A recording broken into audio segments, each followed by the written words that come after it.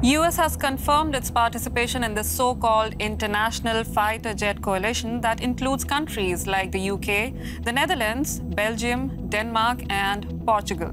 European countries can now supply Ukraine with F-16 fighter aircrafts. US will not supply them yet, but will train Ukrainian pilots on F-16s. In the wake of the G7 summit in Hiroshima, Joe Biden reversed his stance and gave his approval. On his worldwide tour from Saudi Arabia to Japan, this was perhaps the most significant success for President Zelensky. And it comes at a time when Russia claims to have captured Bakhmut in eastern Ukraine. So, on To The Point, we are asking, F-16s for Ukraine, why do they matter?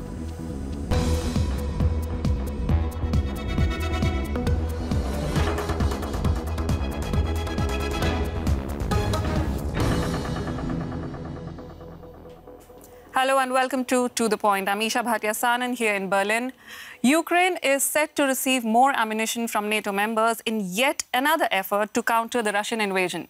After combat tanks, now Ukraine will receive fighter jets. And to understand this better, I have three incredible guests with me today. We have Katja Gloger. She is a journalist and freelance writer. She has worked as a foreign correspondent in both the US and Russia for the German magazine Stern. Next on the panel, we have Colonel Wolfgang Richter. He is retired from the German army and works as a defense and security policy expert. And joining us from our headquarters in Bonn is Roman Goncharenko. Many of you know him by now. Roman is from Ukraine and he has been reporting continuously ever since the war broke out last year in Ukraine. A very warm welcome to you all. Thank you for joining. Katja, I'd like to start with you. Now, discussions have been going on around these aircrafts for a very long time. But for US, this has been a complete no-go. So what has changed? Aircrafts, fighter jets have been on the wish list of the Ukrainian government for many, many, many months. That's certainly true. It was a no-go for all the countries for a long time. But what we see happening and developing now is more and more information, more and more cautiousness when it comes to possible offensive successes of the Ukrainian army.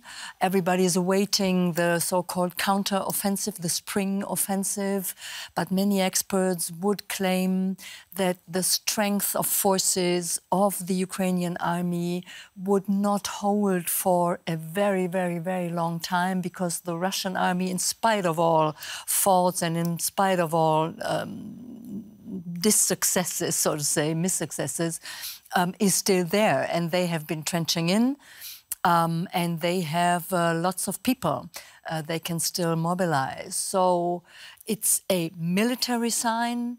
The West, the political West, will stand with Ukraine when it comes to military support. And it's certainly an important political sign. The political West will be with Ukraine as long as it takes. As long as it takes, exactly. Chancellor Scholz put it. Mm-hmm. Talking of changes, now defense experts have been talking about a lot of technical problems as well, because of which F-16s should not be delivered. Those technical reasons, aren't they still valid? There are some technical reasons. I will deal with that in a moment. First, thank you very much for having me here on the show. Thank you. But I would like to say something on what Katja just said about these red lines. You hinted to that. What are the red lines? Are they referring to certain weapon systems or are referring to strategic effects? I think the last one is right. And strategic effects, when you come to certain weapon systems, might change in the course of the war. What Biden was concerned about, and by the way, also Chancellor Scholz or President Macron, was always an effect that could escalate the war and could drag NATO into the war. That means the red line was always on long-range systems that could have an impact on Russian soil, on truly Russian soil. One might, of course, say in the long run, the Ukrainian Air Force needs to be replaced. They have suffered a lot of losses. And on the long run, and I underline the long run, they will need new aircraft. And then we come to the technical questions. How long does it last? How does it take? We have to speak about training. Training of pilots takes years. Of course, experienced combat pilots need to change systems, but even that takes many months. And then we speak about the logistics, the infrastructure, the protection, the coordination with air defense systems, and finally, about the weaponry, because the weaponry depends on the role. So in which role should this aircraft be applied? And that means you look at certain countries that fly the aircraft F-16, an American aircraft, and the US president has decided first to lift or to allow the export to those countries who fly the F-16, not so many, but a number of NATO countries. And second, he has also allowed to train the pilots in the US, as other countries have done before. But it doesn't mean that he has taken the decision to deliver F-16s. That is something maybe for the future. The signal is clear to Moscow. We will stand by the Ukraine, even if the war drags on and even if it lasts into the next year, and the Ukraine should be in a position to defend itself. We'll come back to the deliveries. I'd like to go to Roman. Roman, we've just heard about the red line, and this is something that we've been hearing about since the beginning of the war. Now, this red line, it keeps changing. Every time we hear it should not be crossed, but there is the combat military weapons, there are the tanks, now there's the aircrafts. How do you see this developing in the next months? Would there be something else now? Well, it's an interesting question. We've heard about red lines for years from Russian President Vladimir Putin before the invasion, from other sources, Russian officials. A few days ago, a Russian propagandist said we should stop talking about red lines.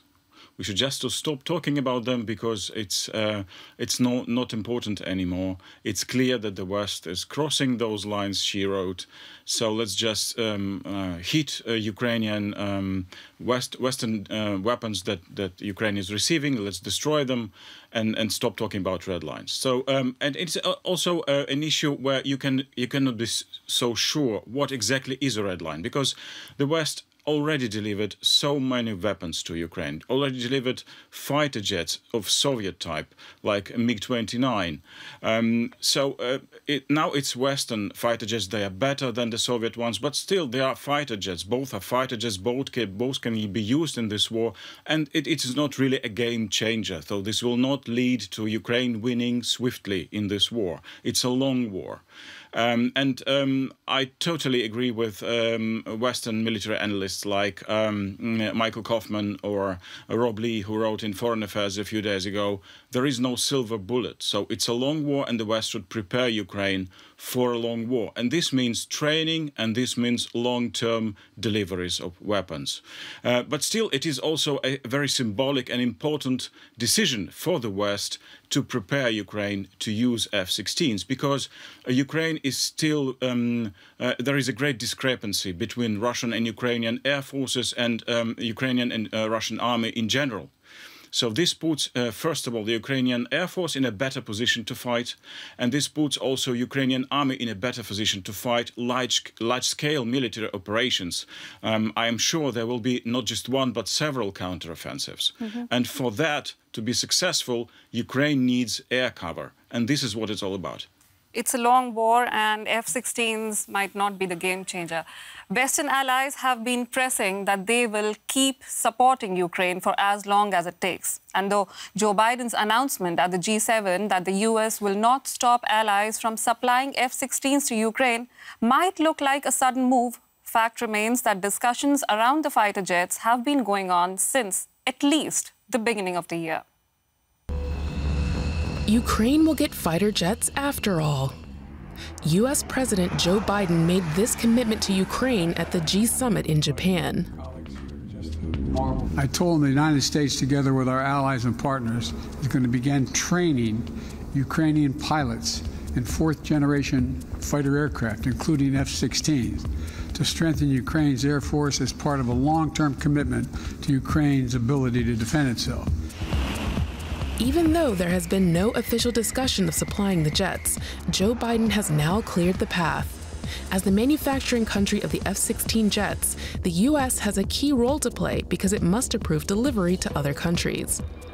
That's exactly what the so-called fighter jet coalition, led by the Netherlands and the United Kingdom, is demanding.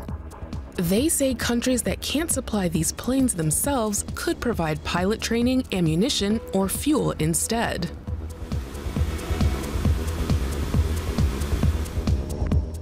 Germany has not yet taken a position on this coalition, but pressure is mounting on the chancellor. How important are the fighter jets for the rest of the war?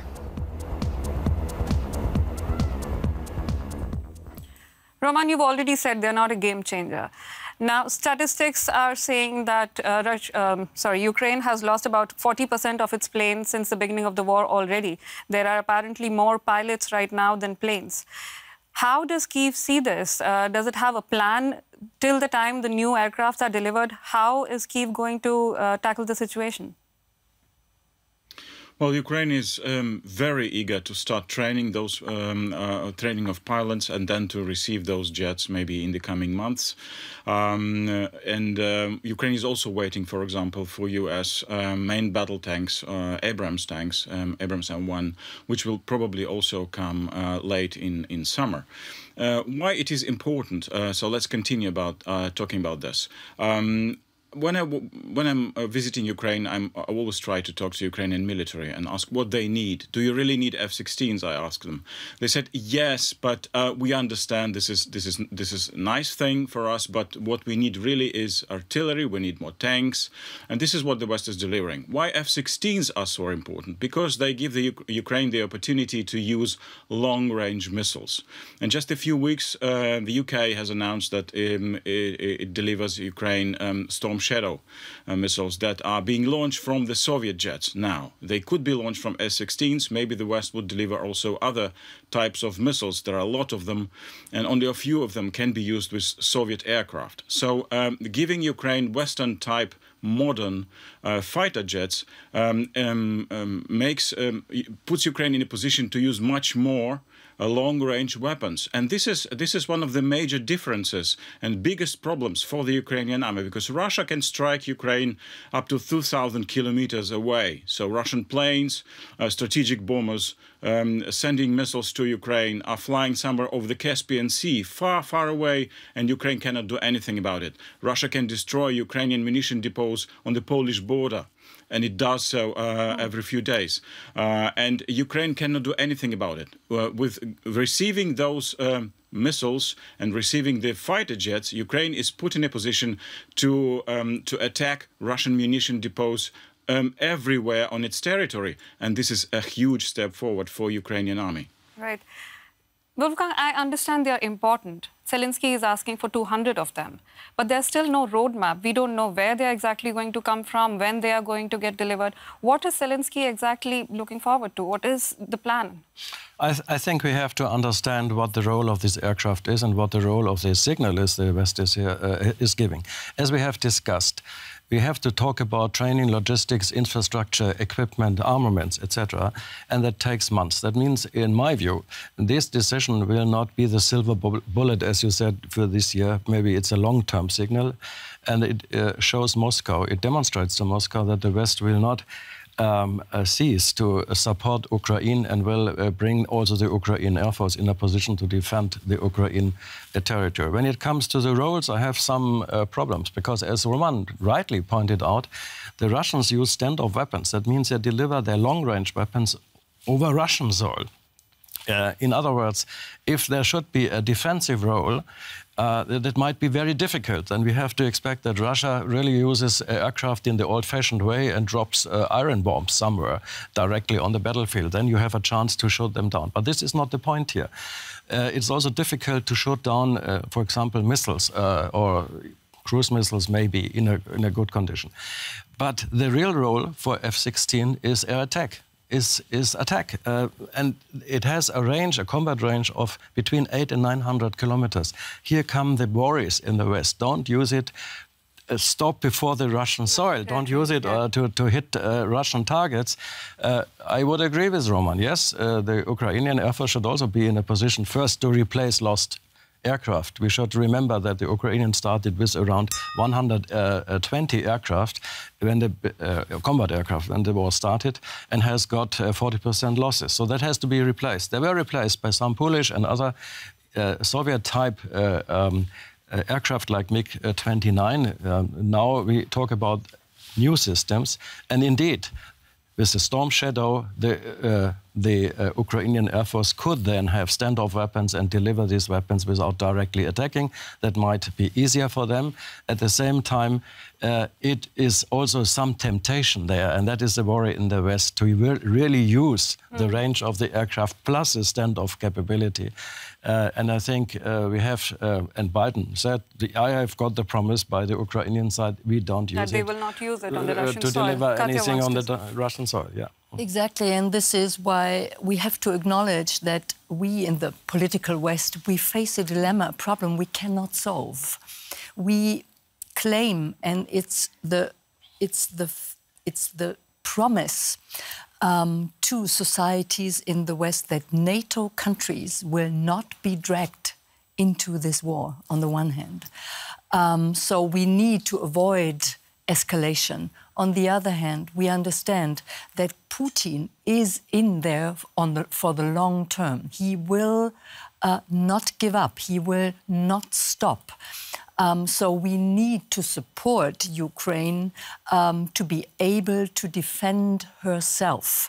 And we need to discuss the question, maybe not today, maybe not this year, but in the time to come, whether Ukraine would be part also of the military West of NATO as a defensive. How do you see Germany's role changing here? Now, Germany does not have F-16s, but it still needs to have a position. UK doesn't have F-16s either.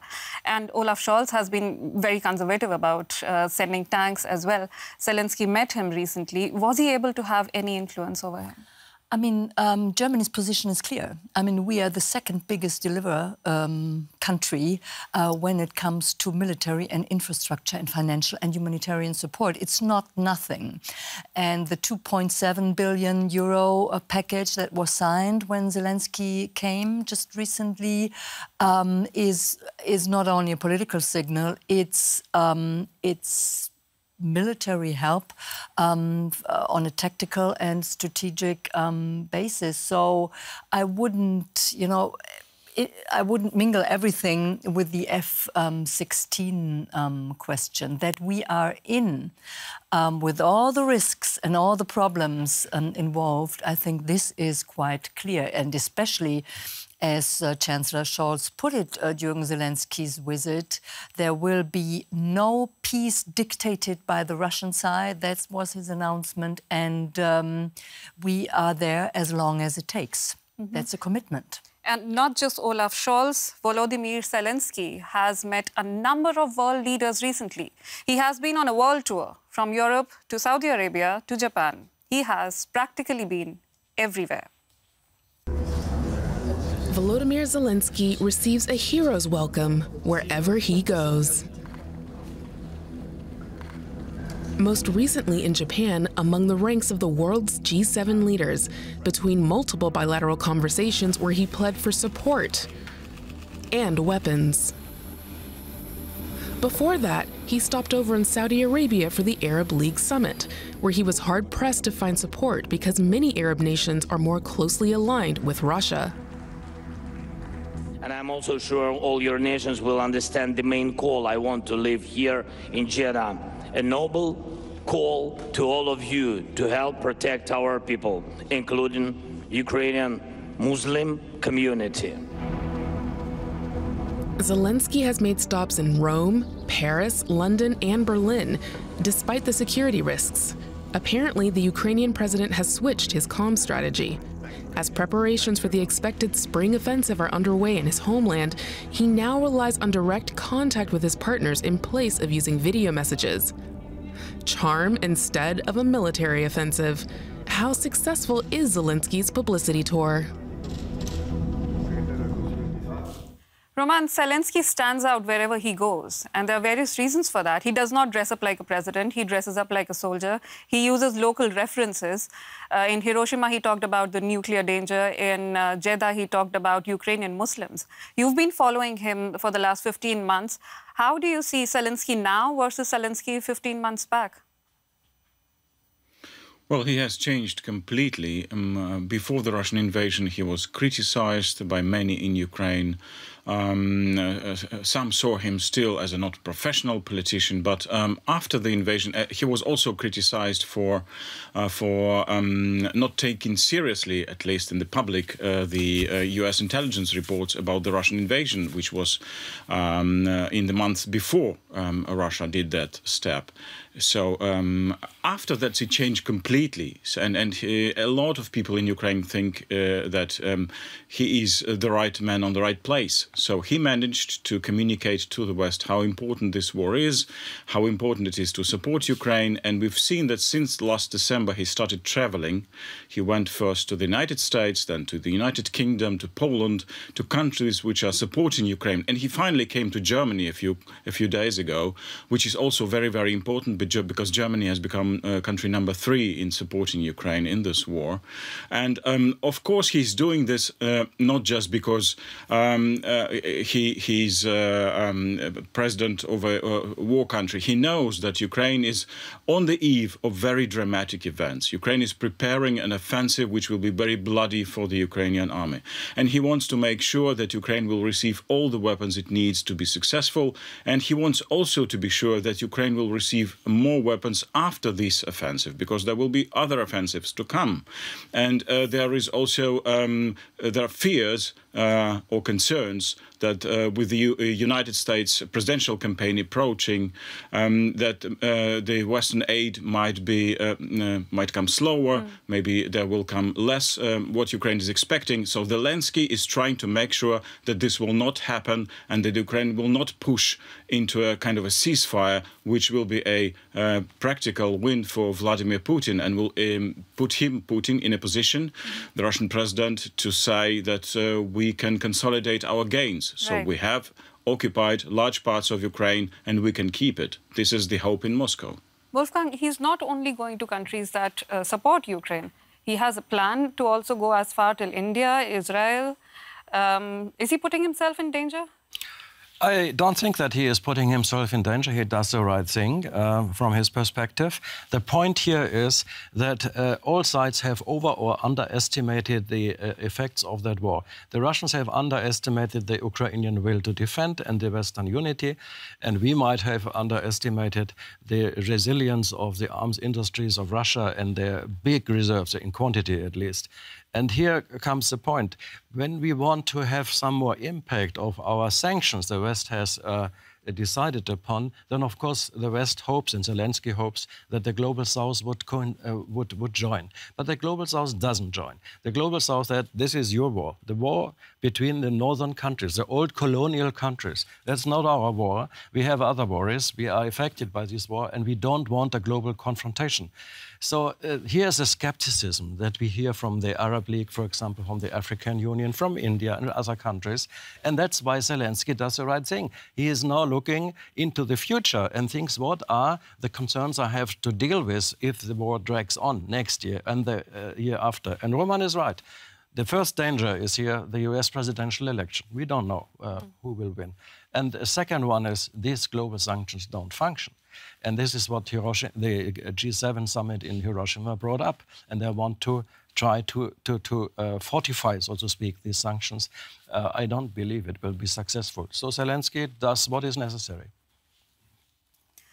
Katja, we have 1 last minute left. Last question. Now, Zelensky is going everywhere, trying to make new friends, whereas Putin is virtually in prison in his own country. He can't go out because of ICC. Is it going to frustrate him more? I'm not sure whether it's going to frustrate him more, because we might look at him sitting, you know, as a lonely person, being, you know, in his own world, having a historical mission to restore the Russian Empire. That's our look from the West, also from the political West. Many other countries look at this completely different, and China certainly is one of them, and one of the major other countries who see this war as a chance to start building this new world order, tectonic shifts that we in the political West, I fear, are not truly aware of so far. Thank you. So, receiving F-16s and training pilots is just one part of the whole picture. Ukraine will also have to overcome hurdles regarding logistics and maintenance of these aircrafts. The F-16s will certainly give Ukraine a moral boost, but will they change the course of the war? If you're watching us on YouTube, do let us know your thoughts. Thanks for watching. Goodbye.